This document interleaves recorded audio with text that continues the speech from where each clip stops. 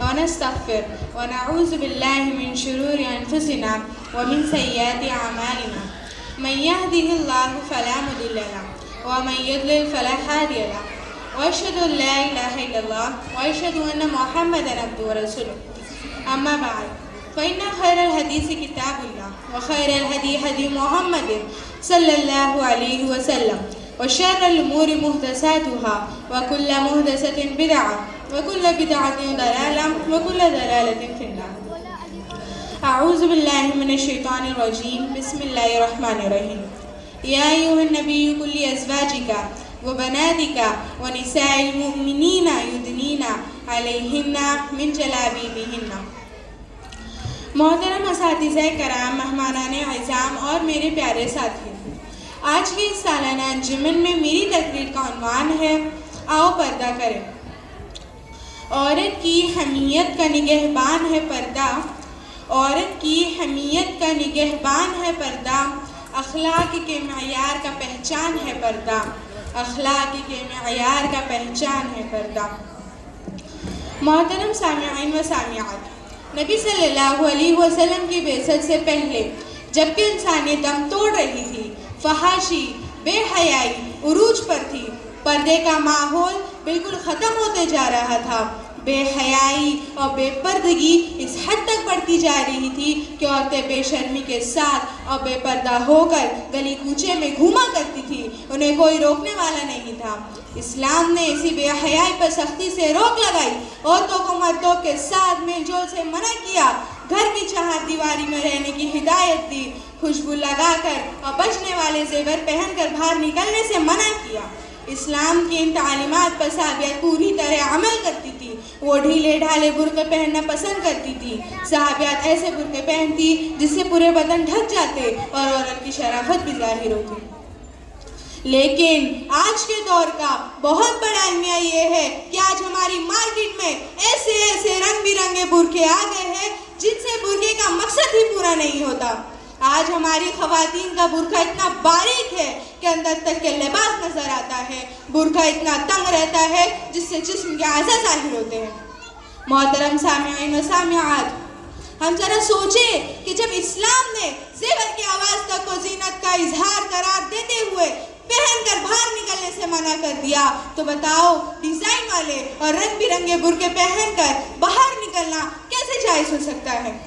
اسلام نے اسی بے حیائی کو ختم کرنے کے لیے حجاب اور پردے کا حکم دیا، لہٰذا حجاب کے بغیر عورت کی حفاظت ممکن نہیں، کیونکہ حجاب عورت کو باوقار زندگی عطا کرتا ہے۔ حجاب مسلم اور غیر مسلم خواتین میں فرق کرتا ہے۔ حجاب مردوں کو عورتوں کے تعلق سے غیر اخلاقی خیالات سے دور رکھتا ہے۔ مگر بڑے افسوس کی بات ہے کہ ہماری خواتین، ہماری مائیں اور بہنیں پردہ اور حجاب کے فائدے جاننے کے باوجود خود تو بے پردہ ہو کر اور سج سنور کر گھومتی ہے اور اپنے ساتھ اپنی بچیوں کو بھی گھماتی ہے۔ کسی نے کیا خوب کہا تھا کہ بے پردہ نظر آئی جو کل چند بیویاں، بے پردہ نظر آئی جو کل چند بیویاں، اکبر زمین پر قومی غیرت سے گر گیا، اکبر زمین پر قومی غیرت سے گر گیا۔ ہماری ماں اور بہنوں کو یہ بات سمجھنے کی ضرورت ہے کہ بیٹیاں ماں سے ہی سیکھتی ہے، چاہے وہ اچھی عادت ہو یا بری عادت ہو۔ بچے سکھانے سے زیادہ دیکھ کر سیکھتے ہیں۔ آج ہمارے معاشرے کا حال یہ ہے کہ بیٹیاں جوان ہو چکی ہے اور ماں کے میک اپ ہے کہ چھوٹنے کا نام نہیں لیتے۔ آج ہمارے معاشرے میں بے پردگی کا عالم یہ ہے کہ 12-14 سال کی بچیوں کو مائیں شارٹس پہنا رہی ہے۔ جس ذہنیت کی ماں ہوگی اسی ذہنیت کی بیٹی ہوگی۔ اس لیے نبی صلی اللہ علیہ وسلم نے فرمایا تھا کہ دین دیکھ کر شادی کرو، کیونکہ بے دین ماں اپنے بچوں کو دین نہیں سکھا سکتی اور بے پردہ ماں اپنے بچوں کو پردے کی تعلیم نہیں دے سکتی۔ ماں اور بہنیں ذرا سوچے کہ جب پردہ کرنا اتنی چھوٹی بات ہوتی تو اللہ تعالیٰ اتنی بڑی اور اونچی کتاب میں پردہ کرنے کا حکم نہیں دیتا۔ آج ہمارے یہاں اس قدر بے پردگی کا ماحول بن چکا ہے کہ بچی آدھی آستین کے کپڑے پہن کر گھوم رہی ہے اور والدین کہتے ہیں کہ کیا ہوا، ابھی بچی ہی تو ہے۔ بچی کو غیر محرم کے ساتھ اکیلے بائک پر بٹھا دیا یہ کہہ کر کہ ابھی بچی ہی تو ہے۔ بیٹی کو شاپنگ کے لیے اکیلے باہر بھیج دیا یہ کہہ کر کہ ابھی بچی ہی تو ہے۔ بیٹی کو تنگ لباس پہنا دیا، یہ کہہ کر کہ ابھی بچی ہی تو ہے۔ محترم سامعین، اگر آپ اپنی بچیوں کو جہنم کی آگ سے بچانا چاہتے ہیں تو اس جملے کو کہیں دفن کر دے کہ کیا ہوا ابھی بچی ہی تو ہے، کیونکہ اس سوچ کو، اس تربیت کے لیے اس سوچ کو ختم کرنا ضروری ہے کہ کیا ہوا ابھی بچی ہی تو ہے۔ کتنے افسوس کی بات ہے کہ وہ عورت جس کا نام پردہ ہے، وہ عورت جس کا نام حجاب ہے، آج وہی عورت اپنے حجاب کو بھول کر فیشن کی بھول بھلائیوں میں اپنی ترقی سمجھنے لگی ہے۔ آج ہماری خواتین فاحشہ عورتوں کی نقالی پھرتی نظر آتی ہے۔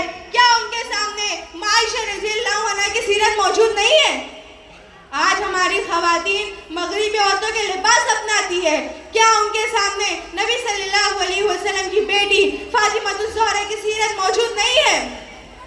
محترم سامعات، اگر آپ حقیقت میں اللہ سے ڈرتی ہے اور جنت میں جانا چاہتی ہے اور اپنے آنے والی نسلوں کو باپردہ اور مہذب بنانا چاہتی ہے تو پہلے ہم خود پردہ کریں اور اپنے آپ کو مہذب بنائیں۔ کسی نے کیا خوب کہا تھا کہ جب عورت سے علم چھین لیا جائے تو جہالت نسلوں میں سفر کرتی ہے، اور عورت سے علم کے نام پر پردہ چھین لیا جائے تو بے حیائی نسلوں میں سفر کرتی ہے۔ پہلے ہم خود با حیا با پردہ بنے، انشاءاللہ ہمارے آنے والی نسل خود بخود پردہ اور حجاب کی پابند ہو جائے گی۔